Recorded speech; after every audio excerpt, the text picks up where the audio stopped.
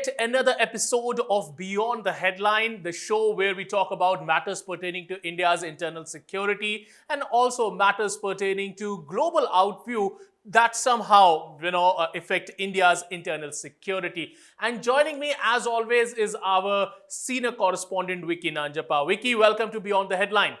Thank you, Akash. Thank you so much. So, Vicky, not too long ago, there were these two bills that was introduced by the Modi government in the parliament. One was the CAB, which later on became the CAA, which is the Citizenship Amendment Act now, which basically said that any of the Hindu minorities or the Sikh minorities living in the neighboring countries to India, which are majorly Islamic dominated countries, when they come to India, they can apply for a citizenship, and they will be provided citizenship here in the country. And then there was the NRC, which was the National Citizen Registration, and there was that you have to show your legitimate papers in terms of telling that you are a citizen of this country and not somebody illegally immigrated to the country and living here and taking away the resources of the country. Now, post that, there was a huge hue and cry for both of these past bills, but one that was in particular was the CAA, which was somehow it was told to the Muslim community that this was a sinister plan by the Modi government to throw you out of the country, and all those kind of things were said. There was a huge protest across the national capital by the community, and now the Karkaduma court in the Delhi, who was who was listening to this case of a former Aam Aadmi Party MLA who was involved in those riots, has said that this was actually a sinister plan to divide the Hindu and the Muslim community here in the national capital and somehow, create this kind of a divide in the country and break the country. So now, first of all, I want to get your views about what the court has said in terms of this 2020 Delhi riots. It was very clear. One thing, the thing is, just going back, briefly towards the Citizenship Amendment Act. One thing, very recently there was a Gurudwara attack in Afghanistan, and of course, the kind of the decline that the Sikh population has seen in Afghanistan. It was something that was meant to only protect the persecuted minorities. Okay, and there was a completely different picture which was given here in India by these people, where they say that this was anti-Muslim. I don't know how it is anti-Muslim. Nobody said the Muslims should go out of the country or anything of that sort. It was only for a persecuted minority there. That's all. And now coming back to what the court said, this ex-RMLA says, the way they found, they found stones, they found petrol bombs, they found a lot of other, kind of material, and the kind of plans which were, actually made basically there to, go and target Hindus specifically. I don't know what was the need to bring in this or something like that. So basically what happens is when you go and target the Hindus, then there is a retaliation. And, despite all that, they managed to keep it on the boil. And they timed these protests in such a way when, former US President Donald Trump visited India, trying to give the international community a picture that, that India does not bother about its religious rights or something like that. That is, it was a complete, long, drawn kind of conspiracy. A certain amount of vested elements, I would say, driven by the Pakistan agenda. One thing is to keep our country on board. And, at a time that, it had to get shut down, the Shinebag protest. And, sometimes, you would wonder, why this protest is exactly happening.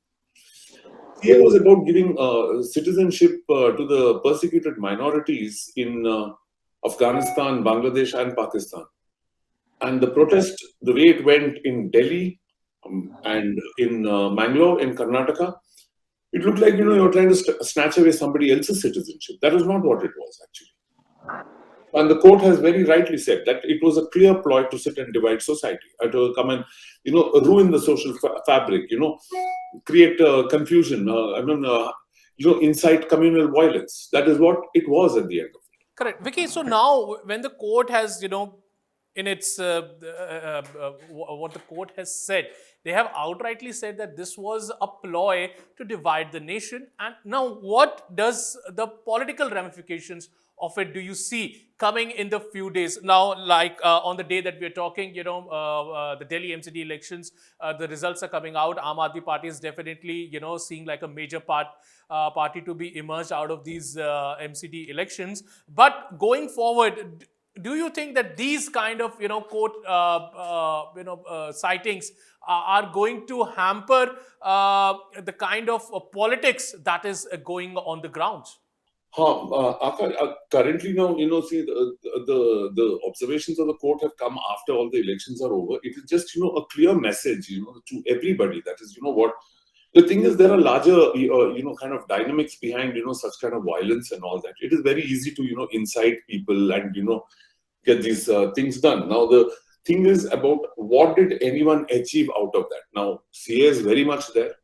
It's not like CA has been repealed. Okay. Unnecessarily loss of, property, hard-earned taxpayers' money, which has gone.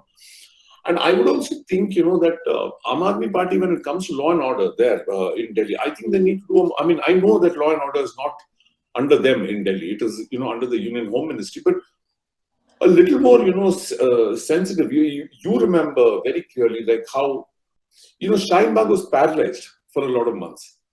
And it had to be cleared because of COVID-19, because it had become a pandemic at the end of it.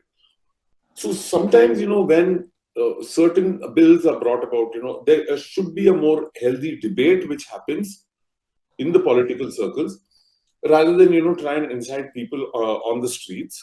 Okay, and there are many who get, I mean, you must have seen that guy standing with the pistol and, all those things, those kind of things. These are not exactly sites that, what is wrong in giving a persecuted minority his rights? I mean, I have data, I have statistics, right from human, organization from Pakistan, they say the persecution of the Hindus. So that is one thing. So what is wrong? And we saw it after that hasty US pullout. Sorry. Hasty US pullout which happened from Afghanistan. The kind of targets, the Gurudwara attacks, that's the thing.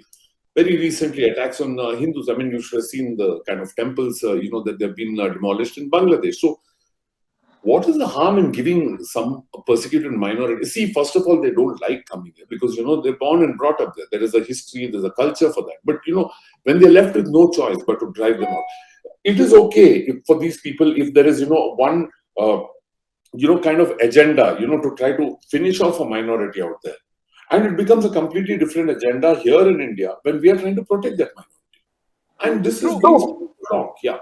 Yeah, Vicky. And like, if we talk about in terms of what has happened in other countries, and when you aptly put that, when there was a hastily pull out of the American military out of Afghanistan, there was a huge, the Modi government run a huge kind of a rescue mission for all the people who were willing to come back to India. And then there was again a huge outcry about the CAA, and many people were even taunting those who were opposing them and saying that, look, this is what the government was talking about. So, of course, there was no point of, taking away anybody's citizenship, but it was to basically provide a citizenship to another country. But what is the vested interest of, these notorious countries like Pakistan in terms of agitating this kind of a, mindset in the minorities here in India then?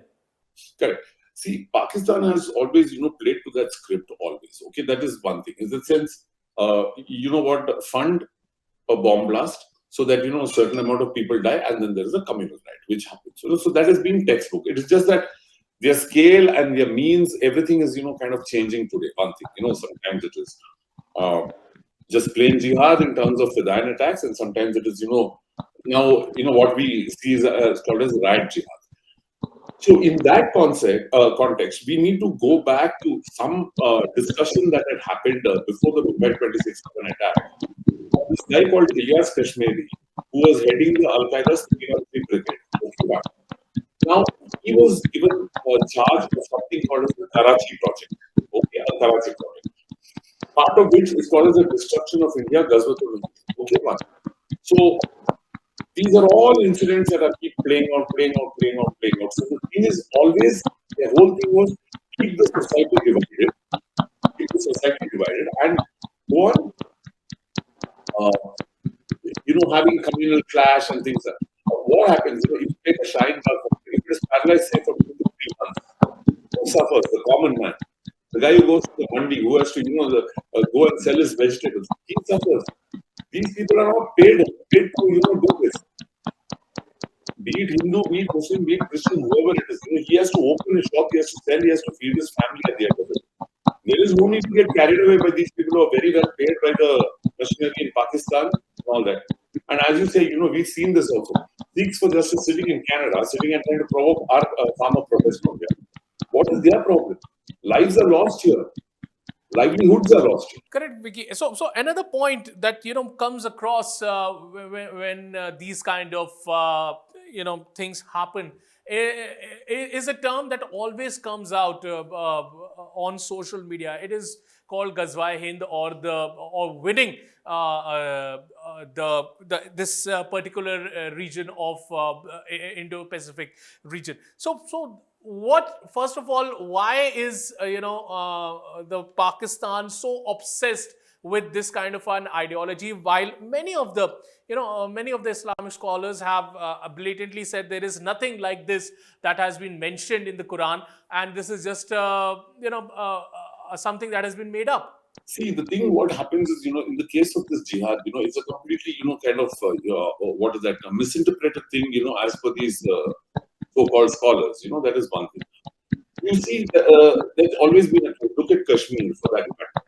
That's all it is. I mean, it's not like they even, care about their economy or something. I mean, today I was seeing, Pakistan, if I see this one thing, the amount they have done for the Chinese and the kind of exploitation that is happening there in terms of their minerals and resources, and just 27 million budget which has been, given by Islamabad to these people. It's a gold mine out there.